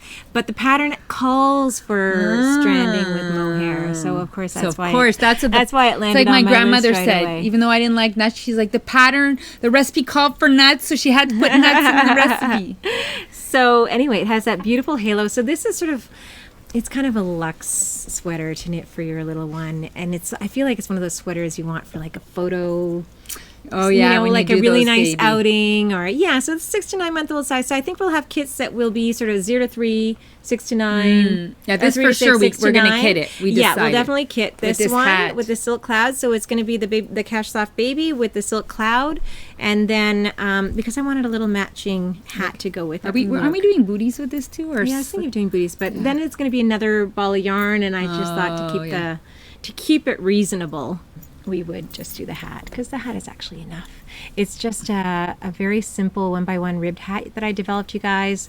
And what's nice is that there's only 1 row of decreases, then you pull the whole thing closed. And you know what? So you don't have to change needles. You don't have to do anything. And what's nice with the rib is it just hugs the baby's head, and it's all even, and it looks really tiny, but it expands. Because babies have big heads. Seriously. So do you want a baby just to be able to put this on them? Well, like for a nanosecond. Just to hold them. And then I made the pom-pom out of the 2 yarns. This is also the Cash Soft Baby with the silk cloud. So we'll be creating kits in a variety of colors, I think, but this variety of neutrals. But the yarn will only be available in the store as part of kits. Because our babies like neutrals. Exactly. Because they ever had a choice. Exactement. So Françoise knit these beautiful Selbu mittens. These are by Ellie of Skein Knits. And if you recall, I was knitting a pair of these last year in the Brooklyn Tweed Arbor, but the pattern actually called for, listed as one of the yarns to knit them with, the Ramagarn 3-ply. And since we got it in stock, where is it, Lise? It's right here. Oh, yeah, okay. Is that 3-ply? Yeah, and this is 3-ply? 3-ply. Okay, here we go. This is the 3-ply. We thought, well, we might as well have those knit up in store as a sample. And this is actually one of the classes that's being taught in the fall as well. And it's just so beautiful. And what Françoise did was she went down a needle size to make them tighter. For me, they're a tad bit small, so I would just go up a needle size in order to make them. Because I like my mins a little bit looser. So just for you to realize that's a way for you to have a different size. I like them. But for you, they're good they're size. For me, I like them. I have, I don't know, my fingers. Anyway, she did a beautiful job. So these will be in the store. And of course, they are blocking on these great Selbu mitten blockers from Patricia Fortune of Knitography. For a second, I was like, did you? Did I get her name right? We're sold out of the mitten blockers right now. We still have a few sock blockers, but I think the mitten blockers, they're on there. I think they're winging their way to us, actually, because I think she was able to get them done ahead of schedule. So we put in an order a few weeks ago, and they're already on their way. So we'll have those in stock in the next couple of weeks. Very nice. And then maybe just to finish off quickly with a couple of yarns, we decided to get some of the Alegria sock yarn by Manos. Yes. So we don't have that much of it, but some people were asking us for it. So we have the Manos Alegria sock yarn in different colors. And that yarn, I believe, is 100%, no, it's 75% wool, 25% polyamide. So those are great for socks, squash socks. And this one, too, is a new yarn by Rowan, and it's a new yarn that we got, and it's called Alpaca Classic. Do we have any? This is one of those yarns where we were meeting with the rep, and we are like, okay, just so you know, we're not ordering any yarns. From you, nothing. There's nothing that we need. We're all full up. And then this was the first yarn they showed us, and we're like, yep, we'll take that in every color. Yeah, and then this was the second yarn, the and then exquisite, we took that one, and we're like, too. okay, we'll take that one, too. So we are. So this yarn we'll talk more about once we have our sample out. So we have a sample. Have we decided what we're knitting with this yet? I was trying to purposely keep it vague because I couldn't remember. Françoise has a list for us. But it's interesting how cotton is being mixed with so many things. So this is a blend of alpaca and cotton, and again, and you can feel there is a bit of a cottony feeling. It's a little bit like that Wolf Folk Luft in the sense that you can kind of see the cotton core. Yeah, but it's not braided. But it's not braided, so the construction is a little bit different. But it feels beautiful. And what's the gauge? So this is a 23 stitch. So we'd say like a sport weight. Yeah. So we just wanted to tell you that we have it. With this one, I just don't know what yet. But I think you're supposed to be designing something. I think I'm supposed to be designing something. We talked about that before. Yeah. But obviously we.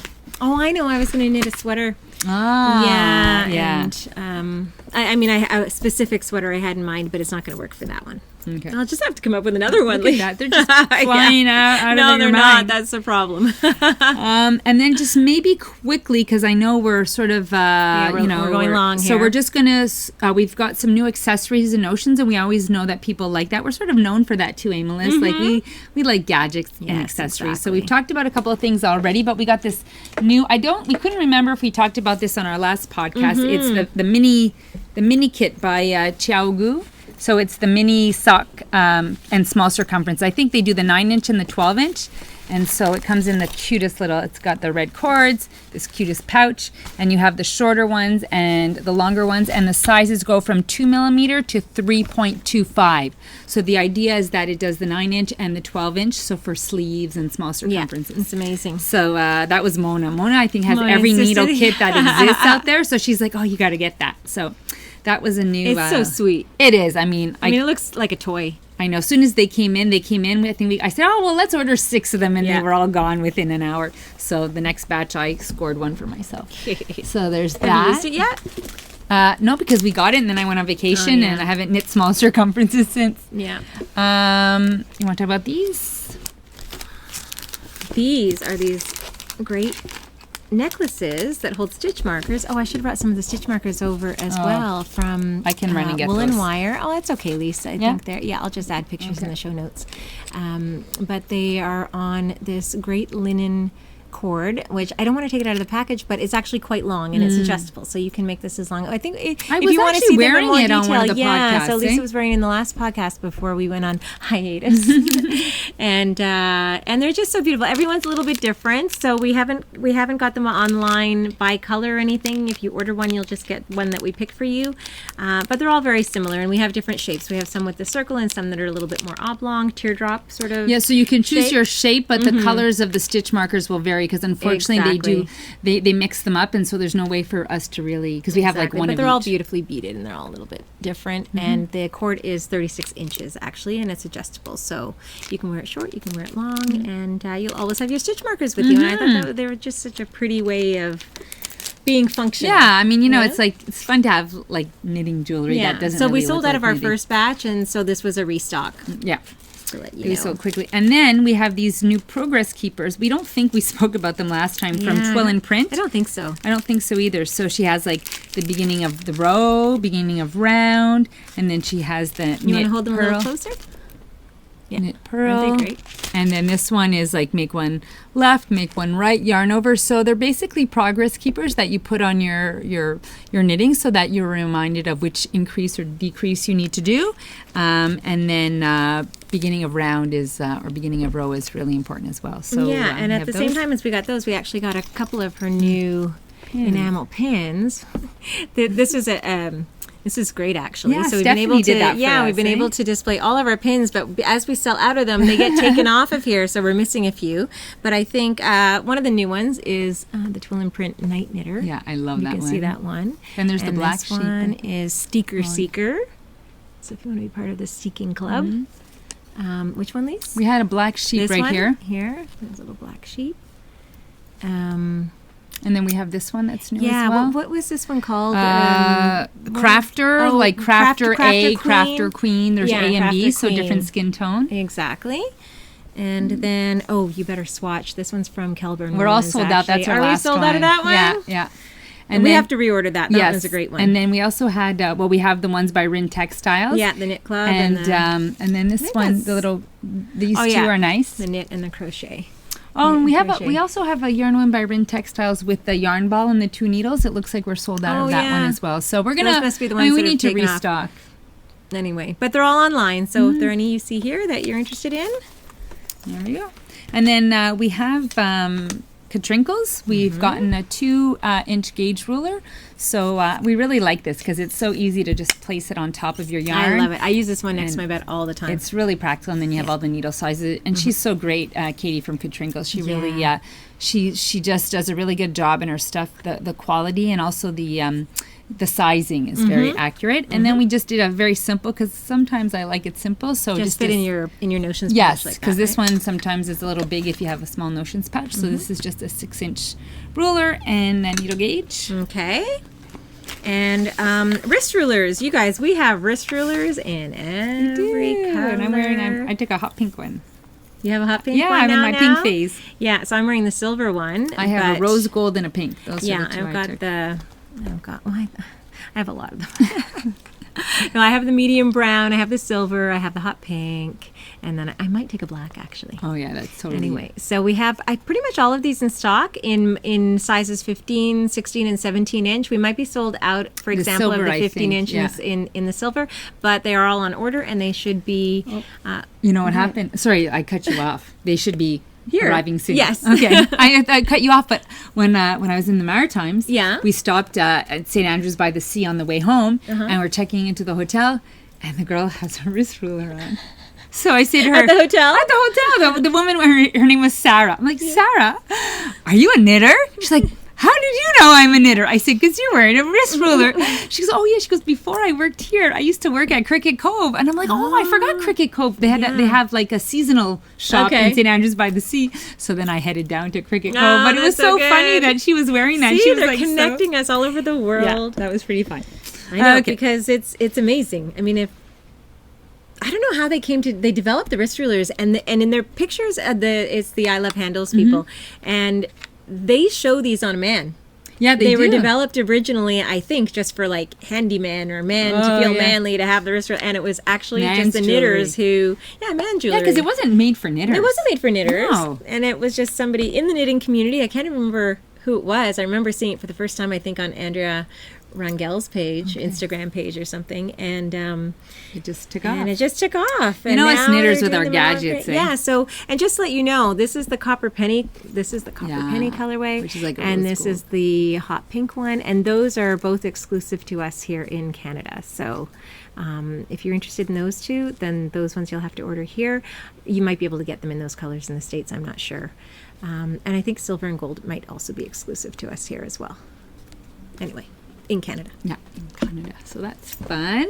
Oh, and then we've got some knitters backpacks. They're on their way. Oh, yeah. So this is, mine is full of stuff right now. I know mine. But actually, I emptied mine out too. I have to say, this was great in the car. Yeah. This was just like in the front seat, and I had all my knitting. The avalanche of everything falling over down here. We'll just pretend that didn't happen. And this is the problem, because I had that Like It in Lace pink orchid yarn sticking out, and I'm like, okay, knit me. So I just had this on the bottom in the front seat, and that was great. So these I have the blue. They must have come in after we did our last podcast, right? Because we've had them for a while now. I know we Instagrammed them right away. So I immediately took black, true to form, and you immediately took navy, true to your form. Yes. And we've used them all summer, and I can honestly say they are fantastic. We've just been, I just throw in everything. They're really just a bucket. They have no inner pockets, no nothing, but it's great for your to wear it as a really backpack. Nice, it's a good shape.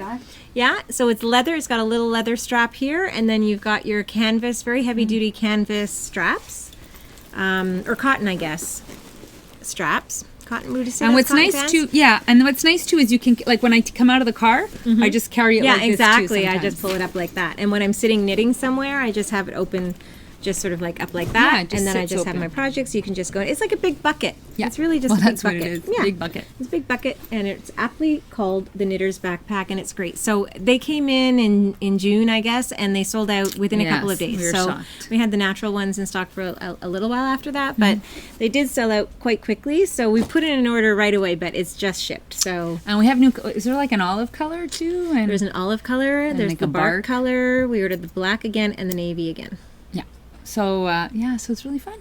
Well, bags. We didn't get natural for the fall. No, we didn't. So. Oh, yeah, it's true. But speaking of bags, what about these great bags we just brought in from Bagoo? From Bagoo. This was Stephanie Earp and I think Diana too. They're like, we love the duck bags by Bagoo. Mm-hmm. So these are a great. And again, it's just like a canvas bag. It's not as big as the Knitter's Backpack. It's not as big, but it does have an interior pocket. And the strap can be short, and you can do crossbody strap as well. Yeah, because it lengthens to 40 inches. Oh, and it has a snap here too. Has a snap to close. And so what's great about these is that they're really well made. They're not quite as big as the Knitter's Backpack. Okay. Stephanie has had hers for years. I know. She just got another one because she wanted a different color. But I think she's like she got 10 years or something. Yeah, she just got one today. Well, so this is actually, it's been redesigned apparently. And now the inner pocket is big enough to hold an iPhone 7 Plus. Yeah, that's for example, and it holds a 15-inch MacBook. So if that's something you want to be able to carry around in addition to your project, then that's something that's good to know. And what I have to say, what I like about these bags too, are well finished. And what's great is that, sorry to cut you off, Lisa, I just wanted to finish that thought, was that they are a really nice, affordable alternative to a lot of the knitter-specific canvas bags that are out there. And this is one of those things that you don't mind schlepping around. You get caught in the snow, in the rain. You don't need to baby it, Yeah, so we have the olive. Sailor stripe. Well, we had a grid. Where's the grid? Oh, yeah. And we have a black and we have a grid. We have black and then, anyway, we have the grid as well. Oh, it's right behind you. Oh, did I just miss it? Yeah. Because you know us, why just buy one or two when you can buy 4 different colors? So have you decided which one you're taking yet? Well, I like the olive. There was an ochre color, but they were sold out. I know. I wanted the ochre. We ordered it, didn't we? But but it was sold out. Back-ordered? Okay. It was back-ordered. Anyway, we're drowning in bags. I know. It's like, no more bags. Okay. Oh, Speaking I know of what we have though. to... Okay, go ahead. What were you going to say? Okay, let's finish with Bagoo. Okay. Oh my God, we're almost at 2 hours. We keep cutting each other off. I know. Okay, so I didn't really open these because these are the 3D pouches. So I've talked about these before. Mm-hmm. I love my Bagoo 3D pouches. They unfortunately do not make the sailor stripe anymore, and I find that quite devastating because I really like it. So, but they also last you forever, so you'll never need another one. Exactly. And this is the medium size, and they're these 3D pouches. And what I like about it is that, yes, I have field bags, I have boxy bags, I have all kinds of project bags that I love. But when I'm coming to and from the store and I have my backpack, I just want to shove something in, And these are machine washable. So we've got their new prints. Yeah, so this is their, and they're called 3D zipper, zip sets. Yeah. And they come 3 I'm just trying to show the top one there because they're, and they come 3 different sizes, and each size has a different print. So this is called the quilt print. And this one is called Flora, I believe. And I think we used to have black. I think we still might have all black. Yeah, we have all black. And people actually use these. It's funny because it was a mom at school, Betsy, who bought me my first one. Okay. And she uses them for travel all the time. Yeah. For her socks, her underwear, her shoes, and everything. And I'm like, I'm going to use this for my knitting. Because we saw them at Pearl Soho, didn't we? Yes, we did, but we couldn't get them in Canada for the longest time. And then you have also those pouches there, Melissa. Oh, yeah. These ones I really like. Yeah, I love the fabric. I like them all, but it's a very heavyweight nylon. And should I take them out or not? Well, it's because when you can, but they're stuck together. Oh, they're all stuck together. Okay, but they're a good size, and what's nice about them is they're actually flat bottomed, so they're like a wedge pouch. So they're great project bags as well, and this one's good. You can put like your patterns flat. Yeah, exactly. So this one's a good size one, and then everything you can have a smaller project, socks in there, and then just have all your notions in there. So it's a great. And the nylon is really nice and sturdy. It is very. very pretty. And has a little bit of a texture. And they're like kind of like pinky. Yeah, it's very that soft. Yeah, they're kind of what we're into. And then we're rushing through all of this. I know.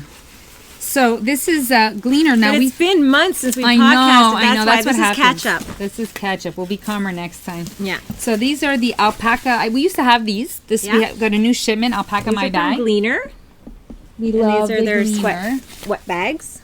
So I use those actually when I travel. That's my laundry bag. Some people use it as I use it project as my laundry bags, bag but too. I use it more as my laundry bag. And they came out with a new one called Brainy Yak. Like, isn't that totally cool? We are almost and sold. This one has a bum too. And we're almost sold out, but we are going to be getting more in. So just be patient. But that as soon as they came in, they went quickly. And then we just got a sober one for those of you who wanted something more sober. Don't want anything quite so or in your face. Or somebody in your family who doesn't want yaks and alpacas everywhere. Oh my gosh! Oh my goodness! Lisa, I think we've got the pom poms. Here. The pom-poms, and then we're done, we promise. Yeah, I think this is... We promise. Now this, I feel like a real saleswoman here. You guys. Vanna, pick me a letter. Look at this. You guys, because we've been wanting them and due to popular demand, we have vegan pom-poms. So we still have the Harikana recycled that come from old fur coats that were hanging around, but this is really for people who don't even want to go that route. So this exactly, and they're beautiful. You guys, their quality is amazing. You cannot tell. I mean, we've seen a lot of fake fur pom-poms, and there is nothing that we've seen that.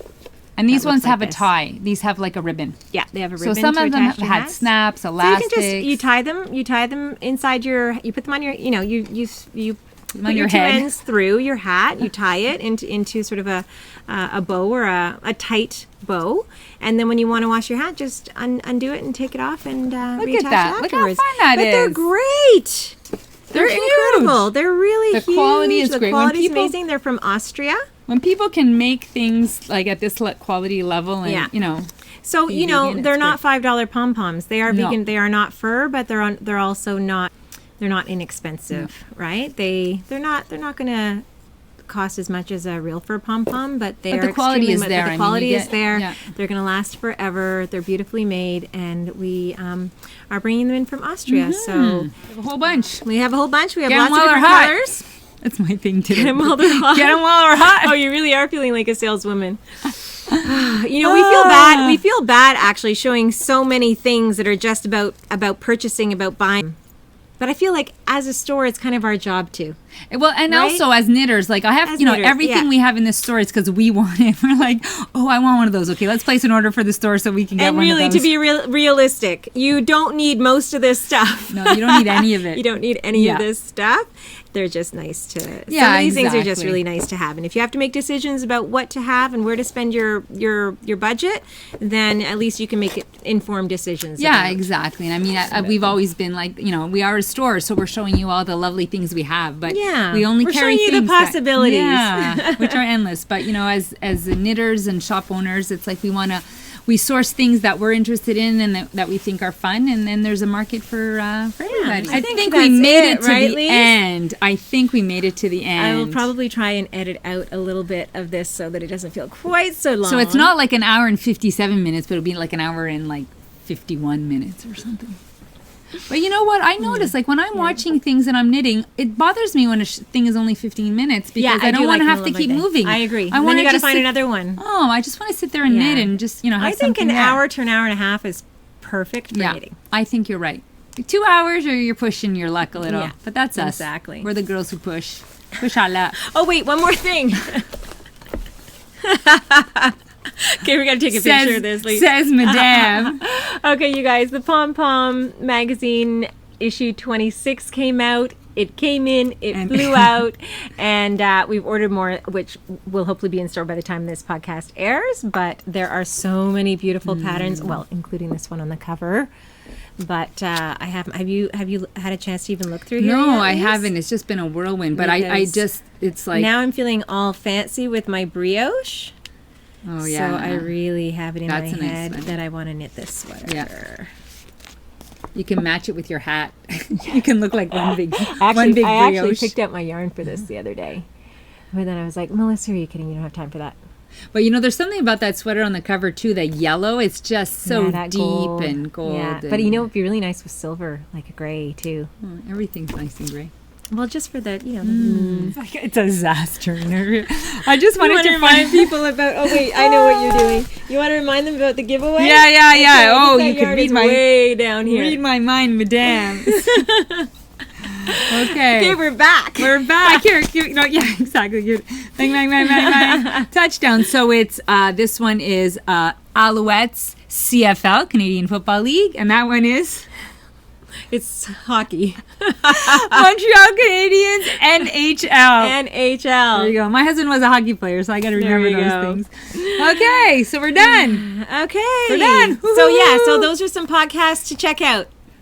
River City Yarns has a podcast as well. They do. And like we said, Christina and Miriam of Chelsea Yarns. There we go. They are the Chelsea Pearls. We didn't talk about, but maybe on the next podcast, we were all intrigued about these skirts that Anne Budd knits. Oh, yeah. So we're going to be looking into that. So you might want to do a little research on your own and tell us what you think. Knitted skirts that apparently look great on all figures. Yes. So stay tuned. We'll see what happens with that. Okay. So. Thank you so much. Thank you so much for tuning in. Great to be back. Thanks for sticking Great to be by back. us. It's dark outside now. It is. We have to go to our families. We have to go home. We have to clean up this mess, though. We have to clean up this mess. Yeah, but thank you so much for tuning in. If it was your first time watching, we hope we didn't scare you off. And if you are a return viewer, thank you for tuning in and sticking with us to the end. Exactly. And we'll see you next time. Thank you so much. Ciao, ciao. Bye.